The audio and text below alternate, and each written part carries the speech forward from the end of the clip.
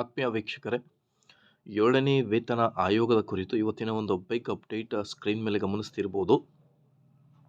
ನೌಕರರು, ನಿವೃತ್ತಿ ನೌಕರರ ಸಮಗ್ರ ಪಟ್ಟಿ. 7ನೇ ವೇತನ ಆಯೋಗದ ಪ್ರಯೋಜನ ಯಾವೆಲ್ಲ ನೌಕರರಿಗೆ ಸಿಗಲಿದೆ, ಏನಿದೆ ಮಾಹಿತಿ ಅಂತ ಡೀಟೇಲ್ ಆಗಿ ನೋಡ್ತಾ ಬರೋಣ. ಅದಕ್ಕಿಂತ ಮುಂಚೆ ನೀವು ಕೊಡುವ ಒಂದೇ ಒಂದು ಲೈಕ್ ನಮಗೆ ಸಪೋರ್ಟ್ ಆಗಿರುತ್ತೆ. ವೀಕ್ಷಕರೇ, ದಯಮಾಡಿ ವಿಡಿಯೋನ ಲೈಕ್ ಮಾಡಿ, ಅದರ ಜೊತೆಗೆ ನಮ್ಮ ಯೂಟ್ಯೂಬ್ ಚಾನಲನ್ನು ಕೂಡ ಸಬ್ಸ್ಕ್ರೈಬ್ ಮಾಡಿಕೊಳ್ಳಿ. ವೀಕ್ಷಕರೇ, ನೀವು ಸ್ಕ್ರೀನ್ ಮೇಲೆ ಗಮನಿಸ್ತಿರ್ಬೋದು, ಇದೇ ಆಗಸ್ಟ್ ತಿಂಗಳಿಂದ 7ನೇ ವೇತನ ಆಯೋಗದ ಪ್ರಯೋಜನಗಳು ಕರ್ನಾಟಕ ರಾಜ್ಯ ಸರ್ಕಾರಿ ನೌಕರರಿಗೆ ಸಿಗಲಿವೆ. ದಿನಾಂಕ 31/3/2023ರಂತೆ ಒಟ್ಟು 10.99 ಲಕ್ಷ ನೌಕರರು ಮತ್ತು ನಿವೃತ್ತಿ ವೇತನದಾರರು 7ನೇ ರಾಜ್ಯ ವೇತನ ಆಯೋಗದ ವ್ಯಾಪ್ತಿಗೆ ಒಳಪಡಲಿದ್ದು, ಈ ಎಲ್ಲ ನೌಕರರ ವೇತನ, ಭತ್ಯೆ, ಪಿಂಚಣಿ ಏರಿಕೆಯಾಗಲಿದೆ.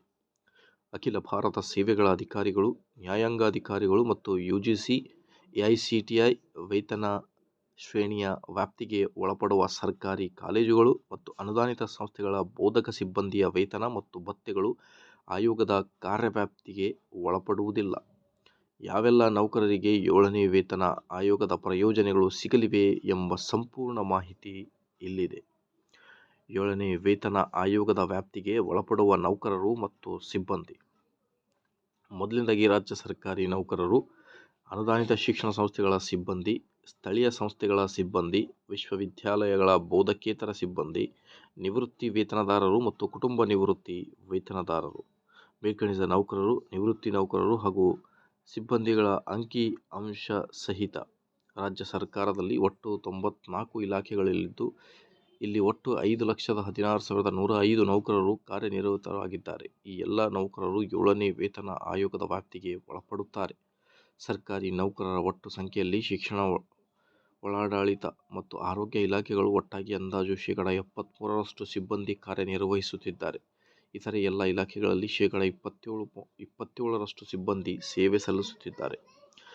ಪೌರಾಡಳಿತ ನಿರ್ದೇಶನಾಲಯ ಹಾಗೂ BBMP ಮಾಹಿತಿಯ ಪ್ರಕಾರ ರಾಜ್ಯದ 11 ಮಹಾನಗರ ಪಾಲಿಕೆಗಳು, 62 ನಗರಸಭೆಗಳು, 123 ಪುರಸಭೆ, 119 ಪಟ್ಟಣ ಪಂಚಾಯಿತಿ ಮತ್ತು ಅಧಿಸೂಚನೆ ಪ್ರದೇಶಗಳಲ್ಲಿ ಒಟ್ಟು 23,835 ನೌಕರರು ಕಾರ್ಯನಿರ್ವಹಿಸುತ್ತಿದ್ದಾರೆ. ರಾಜ್ಯಾದ್ಯಂತ ಒಟ್ಟು 23,835 ನೌಕರರ ಸ್ಥಳೀಯ ಸಂಸ್ಥೆಗಳಲ್ಲಿ ಕಾರ್ಯನಿರ್ವಹಿಸುತ್ತಿದ್ದು, ಈ ಎಲ್ಲ ನೌಕರರಿಗೆ ರಾಜ್ಯ ಸರ್ಕಾರದ ಸಮಾನ ವೃಂದಗಳ ಮತ್ತು ಹುದ್ದೆಗಳಲ್ಲಿ ಲಭ್ಯವಾಗುವ ವೇತನ ಶ್ರೇಣಿಗಳು ಅನ್ವಯವಾಗುತ್ತವೆ.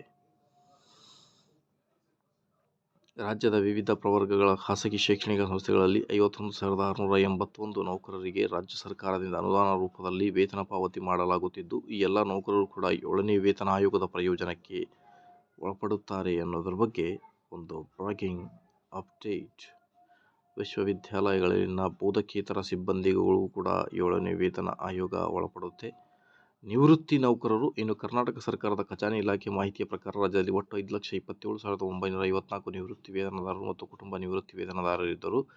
ಇವರೆಲ್ಲ 7ನೇ ರಾಜ್ಯ ವೇತನ ಆಯೋಗದ ವ್ಯಾಪ್ತಿಗೊಳಪಡುತ್ತಾರೆ.